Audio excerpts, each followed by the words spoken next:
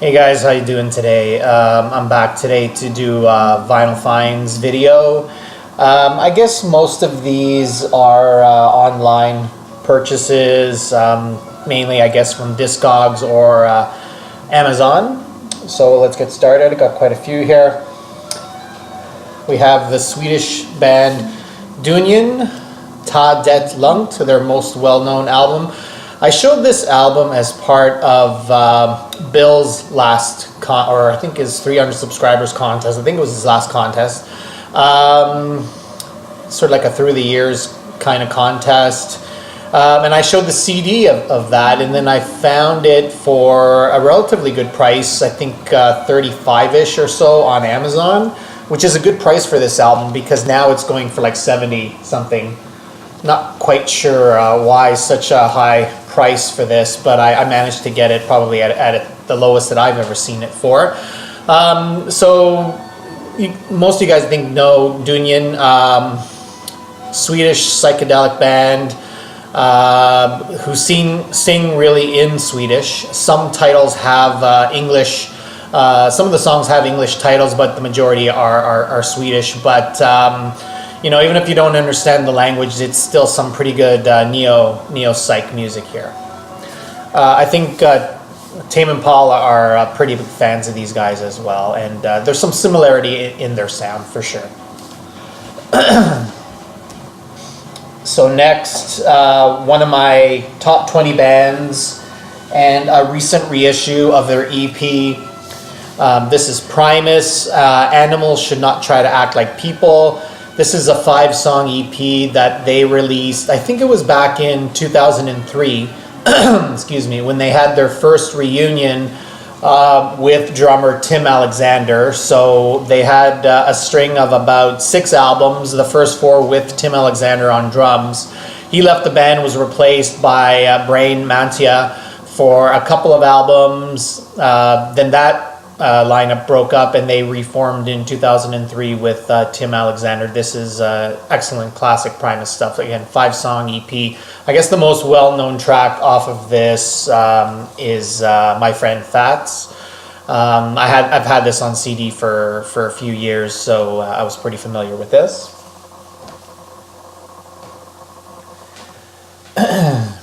Next we have a classic, I think from 1988, Sonic Youth's Daydream Nation, classic double album. If you check this album on Rate Your Music, it's actually rated as the #1 rated album for 1988, and I couldn't disagree with that. Classic album. Long time coming on vinyl for me. And a new release from this year, we have Swervedriver, Future Ruins. This was released back in January. And this is a pretty good Swervedriver album. This is their second album that they're making after they reunited. I mean, it's not quite as great as their classic run of albums back in the 90s, but it's not too far off from that. So if you're a fan of Swervedriver or shoegaze for that matter, this is worthwhile to pick up. Another shoegaze classic, Against Perfection by Adorable. I've owned this for years. Sorry for the glare, very glossy cover. I've owned this for years on CD and finally got around to getting this on vinyl. I'm a fan of the band, yes, and I have a lot of most of their albums, especially from the 70s. And this is a solo album by their bass player, Chris Squire. This is called Fish Out of Water. I've never owned this before in any format. This is back, I think, from 75, if I'm not mistaken, when the band did take a bit of a break and all the members were releasing solo albums, and I think this is probably the best of those solo albums. Chris Squire, of course, amazing bass player, sings pretty good as well. He's probably in my top 3 of all-time bass players, along with, of course, Les Claypool, who's my #1. And who would be 2? Maybe Jaco Pastorius, maybe Chris Squire. These guys are all up there. Fantastic. This is a great album as well. Sounds very Yes-like, as you could probably imagine. Fish Out of Water. And then another Yes alumni and also King Crimson alumni, Bill Bruford, and the album credited to the band Bruford, which was led, of course, by Bill. Feels Good to Me. This was the first of the Bruford albums that included vocalist Annette Peacock. Alan Holdsworth, of course, is on guitar on this. This is excellent fusion. Annette Peacock's vocals, to some people, a bit of an acquired taste. I really think it fits the music wonderfully. And I really, really like this. Two of a Kind is probably my favorite Bruford album. But this is up there, and the vocals really add a nice dimension there if you're not so much a fan of the jazz fusion instrumental. Feels Good to Me. Then we have a recent release, an EP by the band Santana. This is called In Search of Mona Lisa. It has the title track. It has basically 5 songs. Three of them are lengthier numbers, and then there's 2 edits of those tracks. So really only 3 songs. A 9-minute version of Do You Remember Me, which is sort of the feature track from this. In Search of Mona Lisa and Lovers from Another Time. Apparently this was all inspired by a dream that Carlos Santana had about the Mona Lisa, and I don't know. It's kind of a bit of a wacky story, but the music's enjoyable. His wife, Cindy Blackman Santana, who some of you may know as former drummer with Lenny Kravitz in his band, is on this. And this is pretty good stuff. Typical Santana, I would say, in that sort of Latin rock kind of flavor. I'm expecting these songs to be on an album that is rumored to be coming out spring-summer from Carlos. So, In Search of Mona Lisa is the name of this EP. And then probably, I did recently a video on the Specials and their new release, and it was my favorite album of the year up until I got this next album, which is the Claypool Lennon Delirium, South of Reality. This, of course, is the band with Les Claypool of Primus and Sean Lennon, obviously John's son. And I have some Sean Lennon in my collection. His band, what's it called? Saber-Toothed Tiger, something like that. I can't remember the full name. Sean Lennon's a really talented guy, and I think that gets forgotten sometimes as him just being the son of John. But he's a great collaborator with Les Claypool on this, and got 9 songs, double LP. I have to show you the vinyl on this because it's probably one of the best looking colored vinyl, certainly that I have anyway. Sort of a split colored purple and pink with blue splatter, which I think is pretty cool. As you can imagine, with Sean and Les, this album is, it obviously sounds a little like, it's sort of like a psychedelic Primus, I guess is the way that I would describe it. And this is my favorite album so far this year. You got 9 tracks on the double LP. The Les Claypool songs that he wrote and sings the lead vocals on it. I think there's a lot of collaboration on this album, but I would say that the Les Claypool songs are much shorter and quirkier. Great bass lines on all of the songs throughout. And the Sean Lennon songs are more, I would say, longer and more psychedelic. Excuse me. But all of these songs are great. 9 songs on here. This is fantastic stuff. If you like Primus, if you like the first Claypool Lennon Delirium, you will definitely enjoy this. South of Reality. Another new release that came out, I think this was February 8th maybe. I got it about a week ago. Mercury Rev and their album, let me get this right. Bobby Gentry's The Delta Suite Revisited. So as the name suggests, it's Bobby Gentry's album, which I'm unfamiliar with, called The Delta Suite.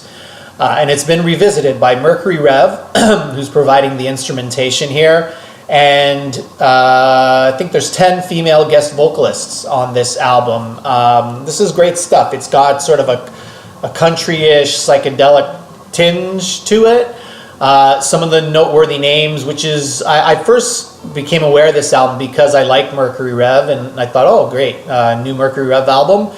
But really what sold it for me was the array of female guest artists on this. Some favorites of mine: Rachel Goswell of Slowdive, Laetitia Sadier formerly of Stereolab, Lucinda Williams is on here, Nora Jones is on here, who else is on here?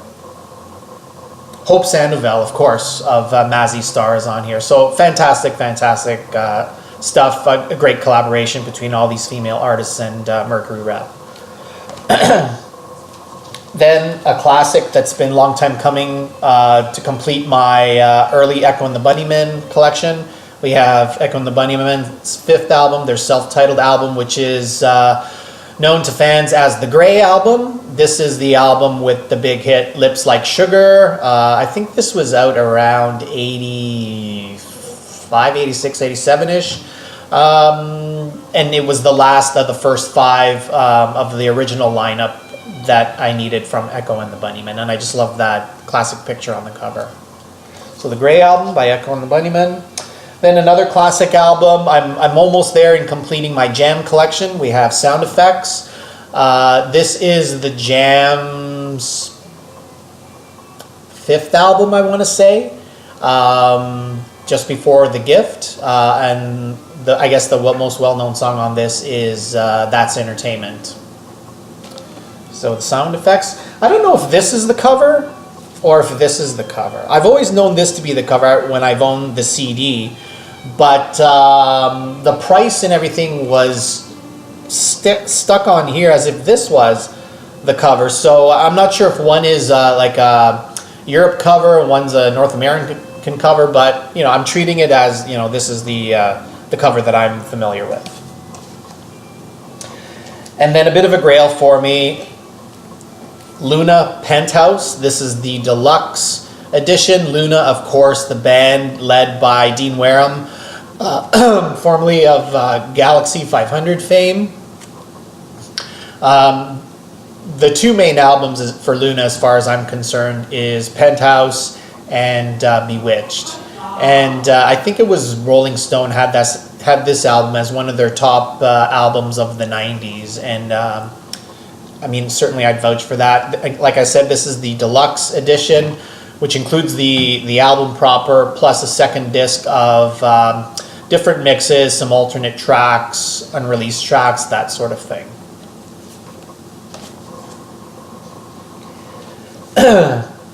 And then another, I'm not going to call it a grail, but certainly an album that I've wanted for a long time on vinyl. We have The Cure Mixed Up. I owned this back in the 90s on cassette and then CD.